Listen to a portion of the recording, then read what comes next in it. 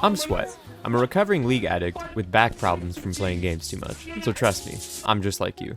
I've been playing games since the dawn of a new day, and I've run into the issues of games losing their fun factor more than a few times. Today I'm going to share 5 things I've experienced and seen other people do that make games fun again. Okay, let me elaborate. Back during the pandemic, I played the heck out of MW19. I unlocked almost everything you could, and I got extremely good. However, after a while, it got repetitive and boring. My solution at the time to make things more interesting was to switch to a higher skill class like sniping and playing a hard mode like search and destroy. Higher risk meant higher reward, and I loved the feeling of getting a shot off quicker than everyone else, even if it meant I could die first if I missed. Over time though, this became exhausting. I expected perfection out of myself and would get mad if someone was better or I just had an off day. It was around this time that my buddy Redacted joined up. Red was bad at Modern Warfare. Like, really bad. But he always found ways to have fun. That's so funny. Instead of grinding to get better at the game, he focused on what would bring him the most enjoyment. And what was that, you ask? A riot shield and a Joker. Now I feel like I have to explain this a little bit.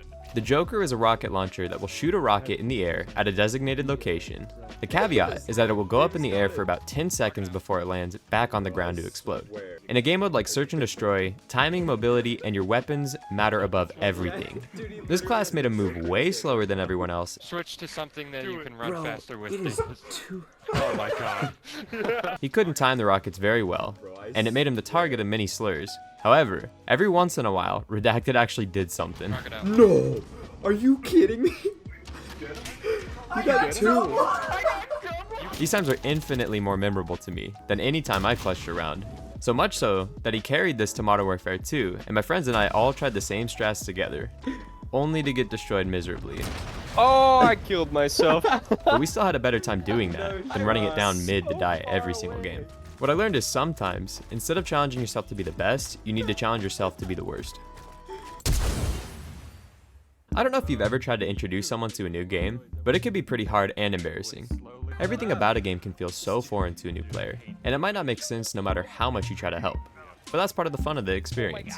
You get to vicariously live out the game again for the first time. League is a great example of this because there are so many champions and variations to the game that there's always something new to try. We tried League with my dad, but things weren't always great. Hit him, Dad, if you can. No, it's okay, come back. Run, Dad. No, don't go in. Where am I?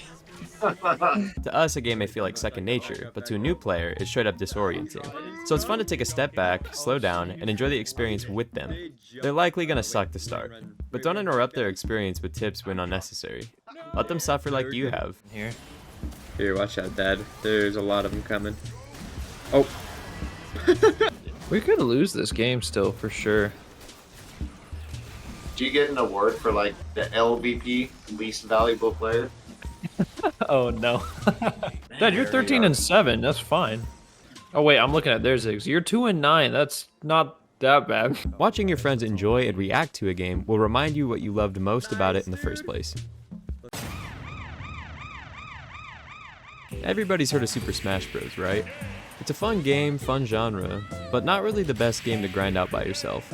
It's only when you get like 4 real people in a match together when the game is actually fun. My college roommate and I used to grind Smash, and we had a ton of fun. But after a while, we would just play it because we had nothing else to do, and it was just an easy option.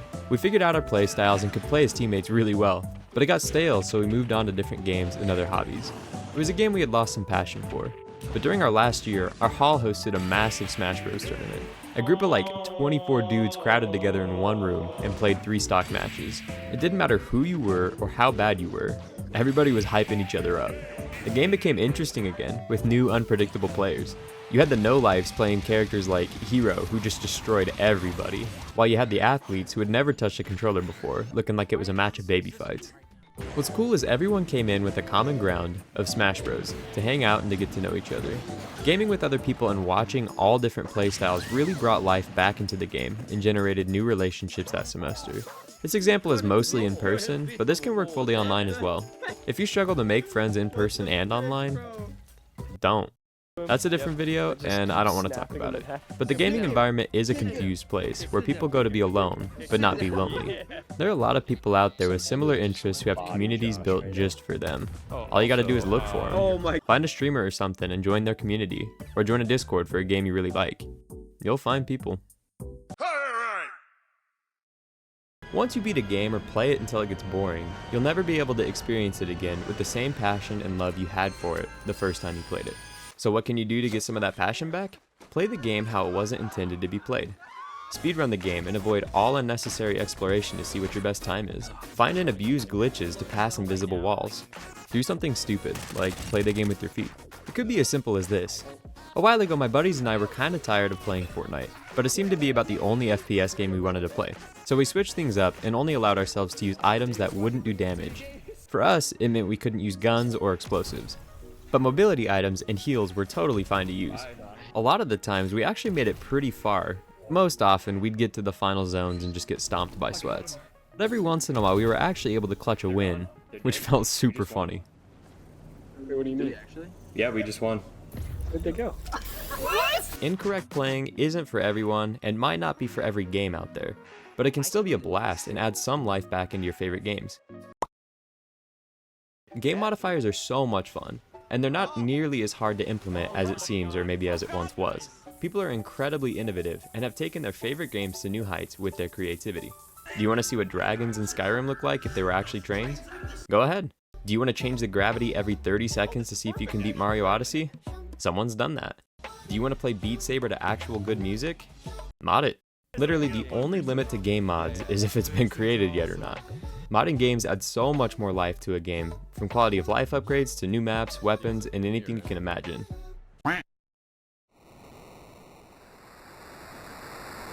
Alright. These were 5 things I did to help me enjoy my favorite games again. If you guys have other tips on how to enjoy games, or any memories you made gaming that you want to share, please drop them in the comments below. Really appreciate you guys watching. Ooh, I hit one for 70. Hit for 61. One tap, one tap, one tap. Holy crap, dude.